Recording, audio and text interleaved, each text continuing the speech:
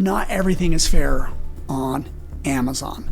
And it may feel like that with this new program.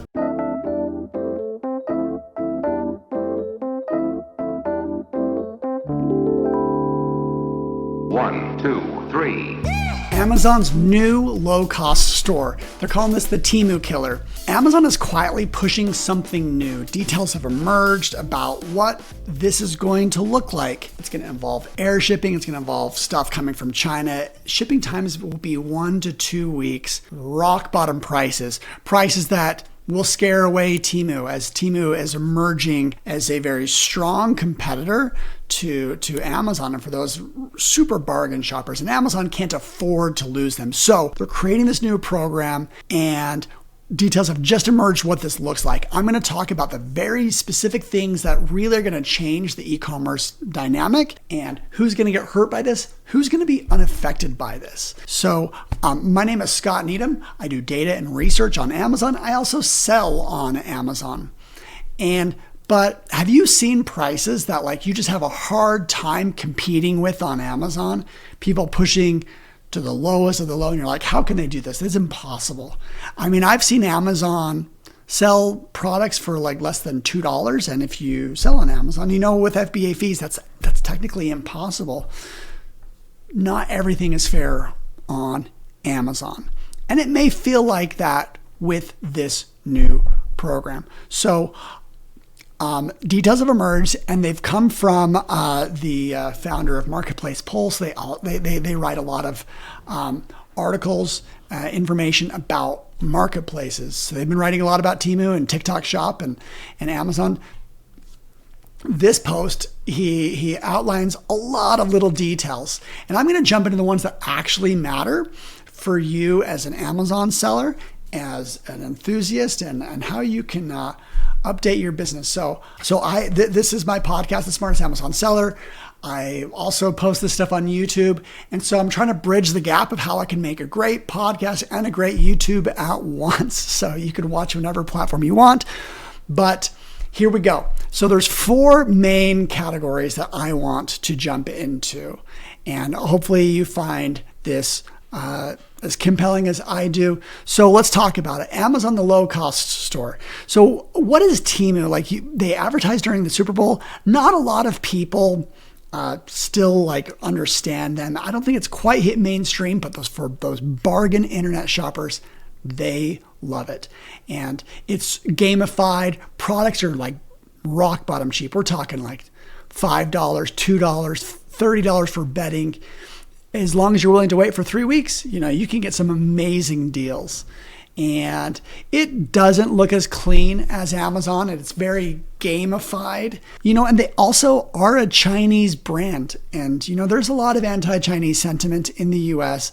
Obviously that varies from person to person. I'm a competitive guy. I like to see the US do really well and do good things to the world. But I've been to China 3 times now. And when you're there, you kind of understand, it's got some good qualities to the country, and their business is thriving so well. They're doing some things that are entering the U.S. market. But Amazon is a U.S. brand, and I can't emphasize how much that's going to help them in this competition. And it's going to really work with consumers. This might just kill Teemu altogether. If they bundle it with benefits of Prime, they can stand to do a lot, as they have built some awesome logistical stuff. Okay, without further ado, the first, it's invite only, and everything is coming from China. This whole store is built off of the backs of Chinese manufacturing. And right now we don't know if this is going to have any US sellers that manufacture in China, if they can be a part of this. But it's just invite only. So too early to call, but it will be very interesting. And, in a lot of ways, this is just a U.S. brand Amazon kind of wrapping around Teemu and kind of taking back control in this low-cost market. We've seen low-cost stuff be around for a while, and it's done really well. But this may be, I predict that this low-cost store will be a mainstay and will stay around for quite some time. As long as China is one of our top importers for consumer products, this store is going to do just fine. So no items over 1 pound. Items have to all be under 1 pound, and the dimensions are limited, but like you can fit a lot of stuff in that.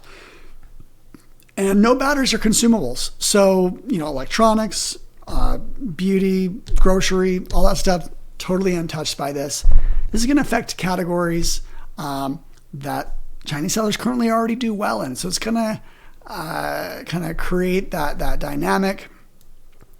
Now, the third main pillar here of new features is, again, just to emphasize, this will be branded by Amazon.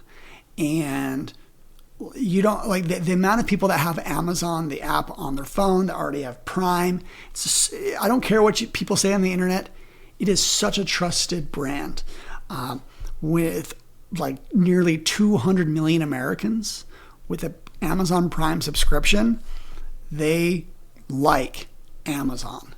And sure, there's faulty reviews. Sure, there's some knockoff items and there's low quality stuff, but the amount that people like purchase off of Amazon is just insane. It's grown every single year for the last 30 years. So then next, no returns. It's going to be very frictionless to do returns. Obviously, they'll probably try and prevent abuse from this. But in general, if you're dissatisfied, you know what? They're like, shipping it back is more expensive than just giving you the product. So, and that fulfillment fees are starting at 50 cents. So if you got one of those low cost items, you can keep that. There's a lot of products that can get manufactured for under $2 per unit. So I think you're going to find some crazy low prices if fulfillment starts at 50 cents. That's insane. I don't know how they do that. Is this going to, are they going to take their 15% cut on top of that? Okay, if it's under 4 ounce, I just realized that they're going to be using USPS. That's going to be the shipper, as like, they have some very low cost distribution, and I'm sure they're setting up contracts with USPS. Kind of just figure that out live. Now, what are the long-term effects of this? So the final thing is, I think this hurts small private label. Private label businesses are, they find a manufacturer in China, throw on their label, ship it over here, try and, say when they launch a product, they have like 300 units. If it sells well, they keep, reordering. And in general, I do think most private label sellers, they do not change their product too much. They don't, they don't fundamentally change the category. There's not a lot of innovation from most, especially small private label brands. These are the ones that are going to hurt the most. If people want a generic product, they don't actually care. If they just want, their lemon squeezer, they're going to trust, they're going to save $10 if they go to this. So I really think this hurts the $5 to $15 range for private label. As I don't think consumers really care about brands in this space. But who does it not hurt? This doesn't hurt large brands.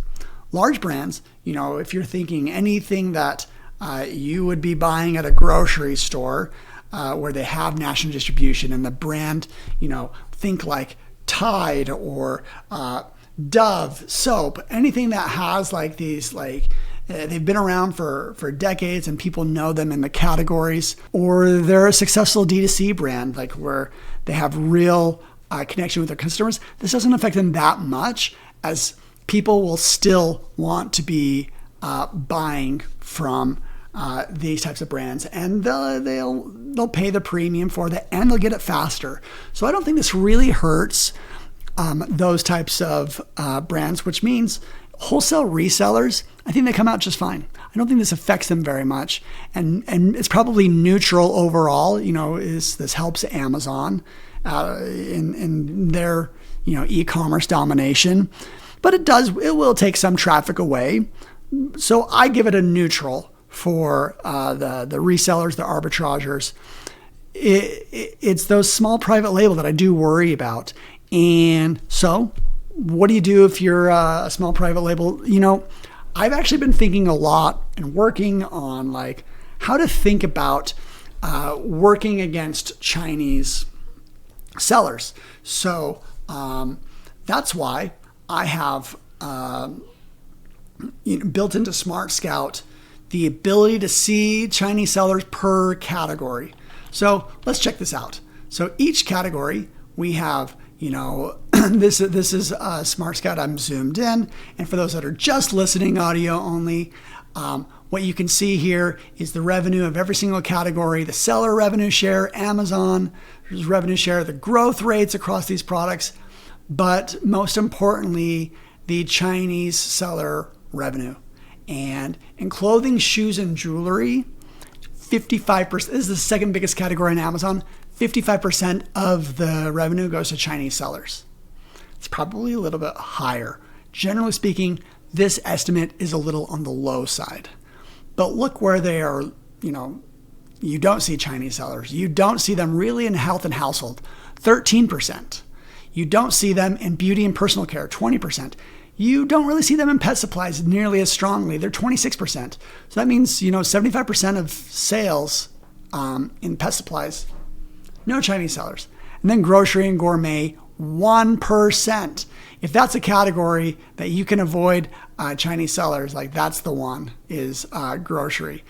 I think I should do another podcast on these specific categories as to the other benefits of launching in these consumable categories. I think, there's U.S. manufacturing. There's it's easier to build a brand that people connect with. But this actually gets spilled out into the small subcategories. I was looking at large categories here, and we could go into supplements and see collagen. Collagen is 0.6% Chinese sellers. So you can start at the big categories and think about where you want to go down to these small subcategories. So that's kind of this analysis of this new change in the marketplace. I hope you found this episode interesting, and thanks for jumping on, and hopefully we get more details in the next few months. I think this is a really interesting change, and excited to see it go live. So there we go, and catch you later. 1, 2, 3.